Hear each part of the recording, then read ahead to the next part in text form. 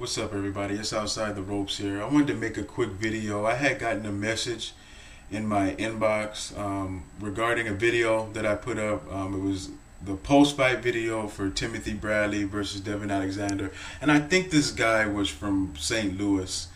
And much respect to that guy. I'm not going to mention his name, but I think he's from St. Louis. And he asked me a question. He said, why were you so hard on Devon Alexander for stopping that fight? I mean, he did get headbutted and he was cut pretty bad. You weren't in the ring. You didn't get cut. So why are you being so hard on him? And he was respectful. And it was a pretty long message. So I figured, instead of typing a long message back to him, I'll just make a video because for what I have to say, it would be a little bit too long to type it all in and get the point across the way that I want to. So the way that I look at it is, I'll tell you a story about when I was working in the mall. I used to work in the mall and I had a kiosk. I used to sell phones in the mall. I was a salesperson and I was the manager of my store. So my job was to hire people, fire people, make sure that the sales were right for the store, make sure everybody was hitting their goals, stuff like that. And there was one guy who worked a couple of kiosks down from mine. And I noticed that all day he was ringing shit up. I mean, he was selling shit all day long. He had customers all day long.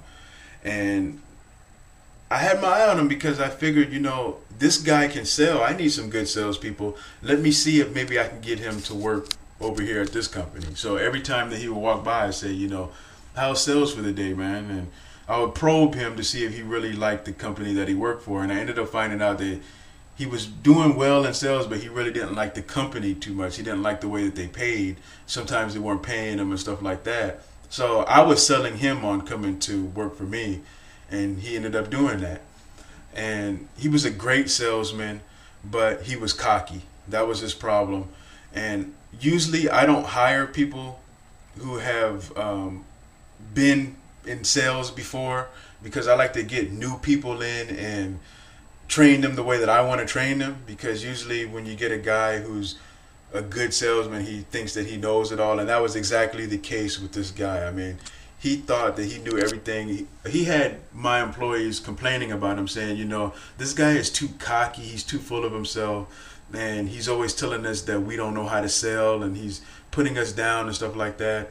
And I kind of like that about him, because he brought a competitive edge to my store. I wanted them to be like he was and think like how he was thinking, but I paid attention to what they were saying, because at the same time I didn't want them to quit just because of him, because at the end of the day, yeah, he might be a good salesman, but I'm not about to lose all the rest of them for one guy. So I started looking at him, and one thing that I noticed about him is that he was getting a lot of returns. He was selling about 60 to 70 phones a month, but he was getting a lot of returns.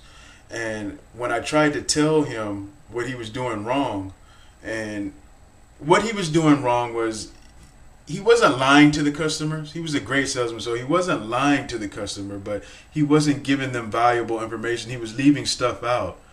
So the customers would get upset about that and return the phone back when they found out whatever he left out. And what I was doing was I was saving his sale for him. When the customer would come, I would come in and re-explain everything to them, reassure them that it's a great phone or product or whatever it was that they bought, and then I'd send them back on their way happy. You see, he was terrible at saving sales. So when I would try to teach him the right way to do it, I would tell him, look, you don't have to leave this out. Tell this to the customers so that they feel confident when they leave in the product that you sold them. Tell them everything, because if they find out what you left out, they're going to get upset, and you see that that's been happening. But he wouldn't listen to me. He kept doing the same thing. So what I needed to do was I needed to break him down. So to break him down, what I started doing was I stopped saving his sale.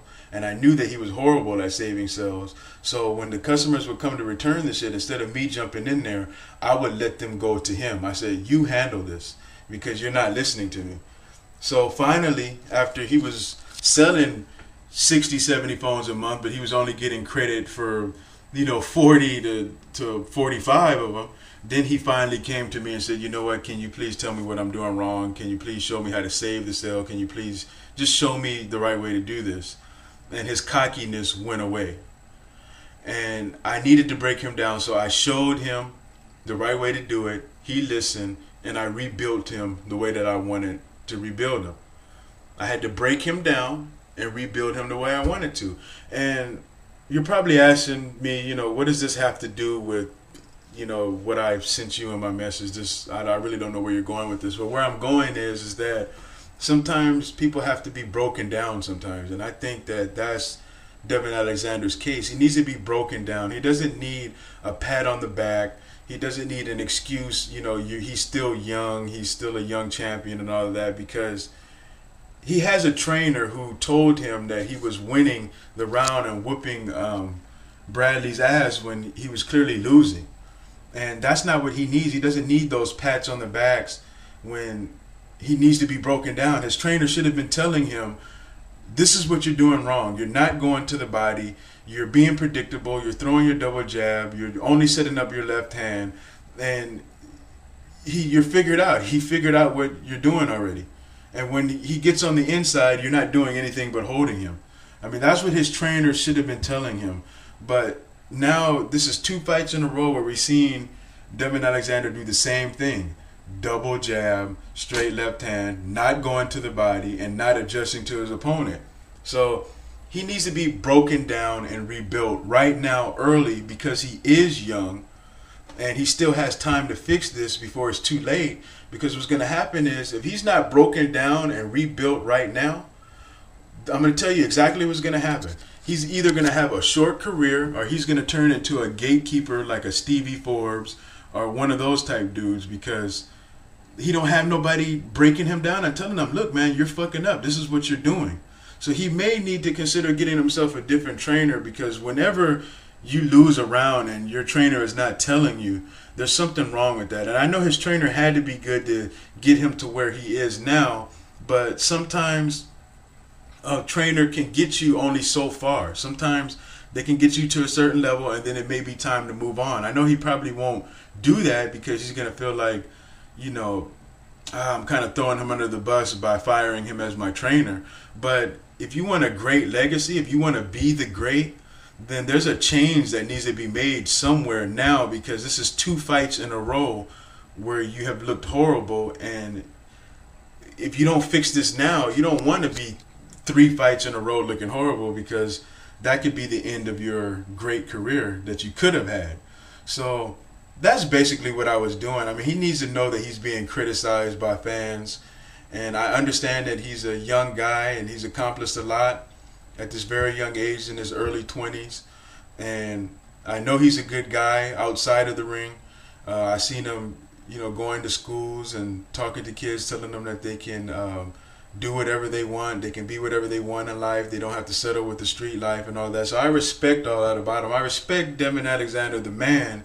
It's just the boxer that I don't respect right now, because he's fucking up. And I think somebody needs to tell him, instead of making excuses for him for quitting a fight, when we've seen guys get headbutt before. And I'm not saying it didn't hurt, but what I'm saying is, what he should have done was, because so much was on the line, he should have continued to fight and hopefully try to knock Timothy Bradley out. That's what he should have done, in my opinion, because that's what, for example, this past weekend we seen Brandon Rios do that. Brandon Rios, he wasn't cut, but he was in a very bad situation. He almost got knocked out twice. It looked like he was on his way of being stopped twice, and he weathered the storm. He pulled it together, and he brought his heart out, and he ended up knocking his opponent out. Same thing with Miguel Cotto when he fought Joshua Clottey. I mean, Miguel Cotto had his eyebrows damn near hanging into his eye, and he still continued. He could have quit, and he might have lost. If it had went to the scorecards early, he may have lost that fight. But he continued the fight when that was a terrible, terrible cut.